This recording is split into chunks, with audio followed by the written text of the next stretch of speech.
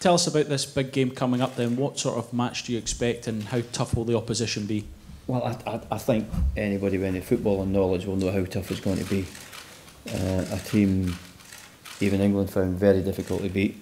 They'd been a great run at that point, so I think they'll be like ourselves. They had a slow start to the campaign, but picking up momentum as we go along. So it's two teams that have picked up momentum at a vital stage of the group. Good players, experienced players, a group of players, if you look at their side, that been together a long time. They're like a club side. I don't think they've got the greatest pool of players ever, but when they put 16, 17, 18 players together, they've got a right good side. When you know you have to win the game, how key is patience in this one, and also knowing when to push and when to time? I can't determine that. The players themselves will determine how the game goes. So it's not like I've got a lever I can slow them down, make them quicker. The game is a wonderful game that you play by instinct in many. So you just see how the game goes. We want to do more attacking in the game, that's for sure. But at times we'll defend, that's for sure. But there's no way you can plan that, how it's got to go. I've said many a time that when I'm in my room the night before the game, you try and envisage how the game's going to go. It never works out the way you want it to go. What we've done today is put together a kind of a basis of a team plan, what we've got to do, and that was good. Enjoyed that. But again, it's all down to the players when we get the game going.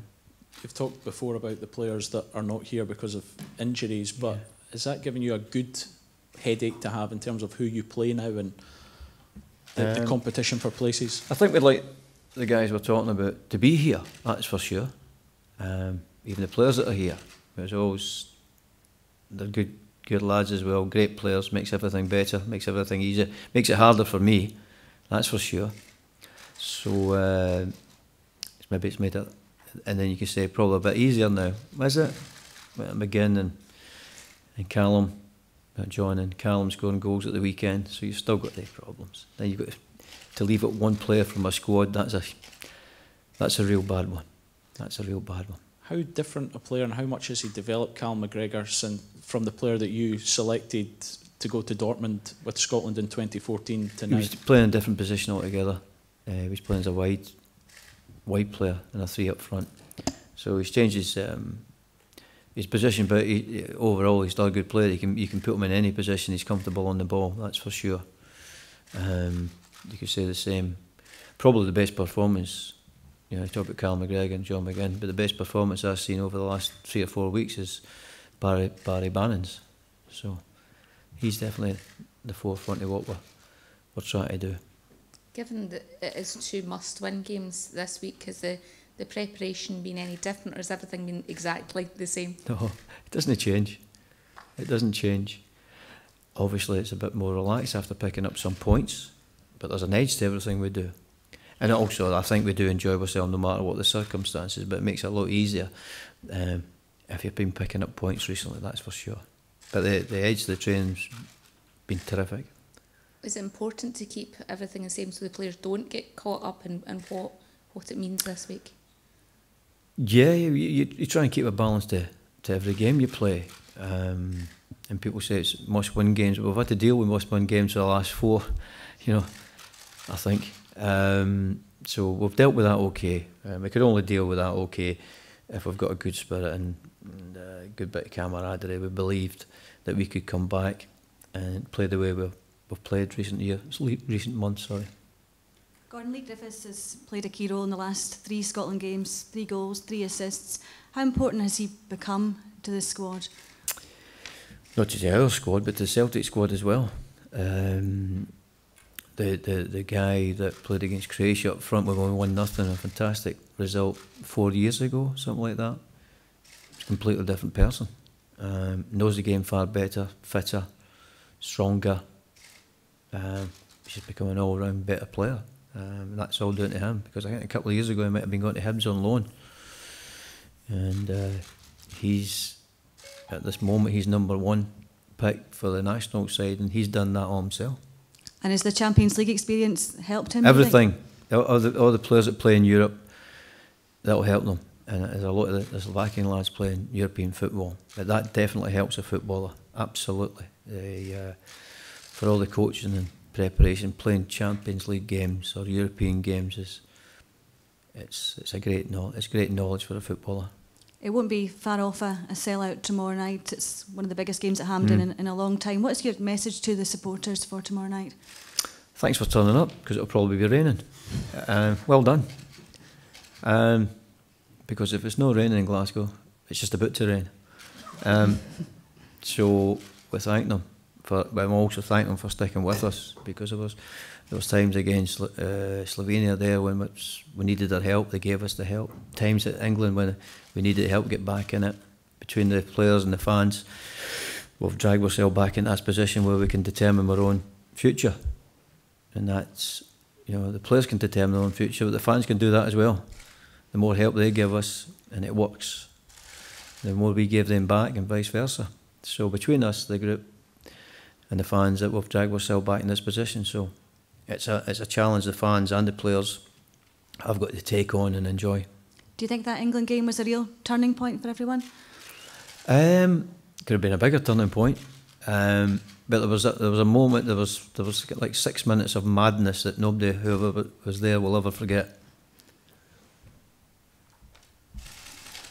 Gordon, I'd love if you'd give me your team and your tactics. I think that's probably unlikely, but could you share what I'll get to you later on when there's nobody else here.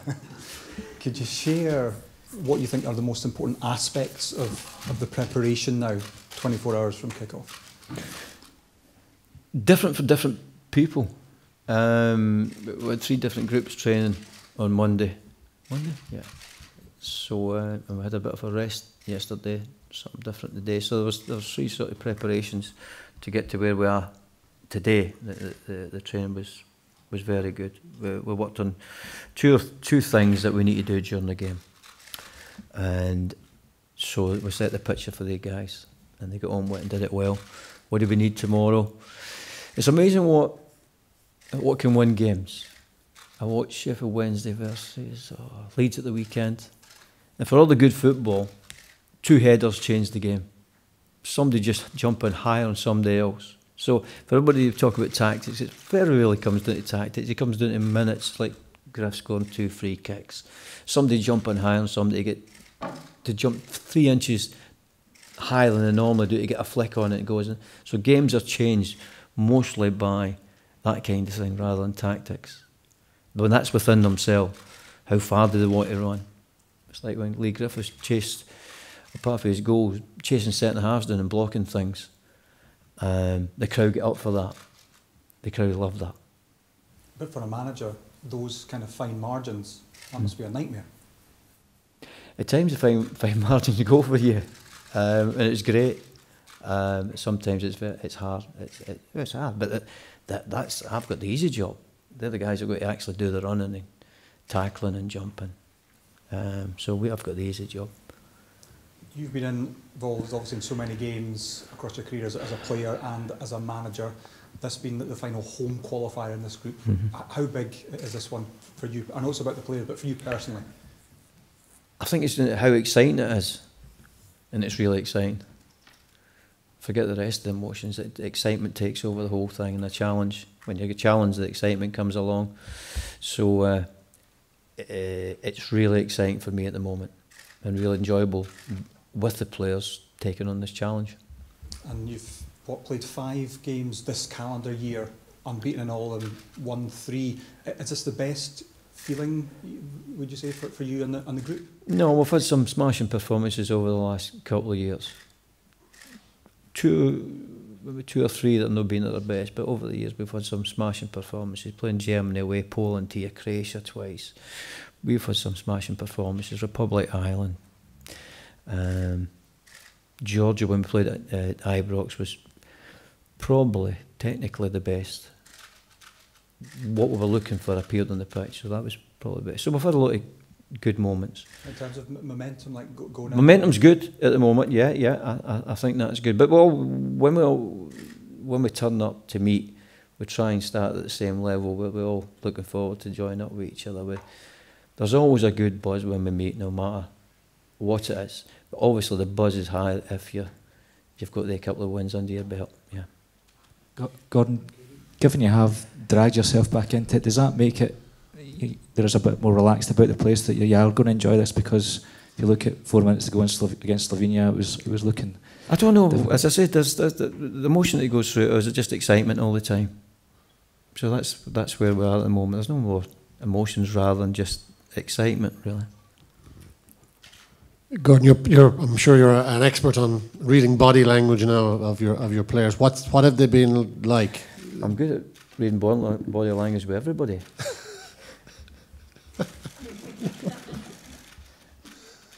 What have they been like for you this week? Have you, and can you detect when a player is, when he's not himself, when he's a bit down, when he's under? Yeah, I think so. I think so.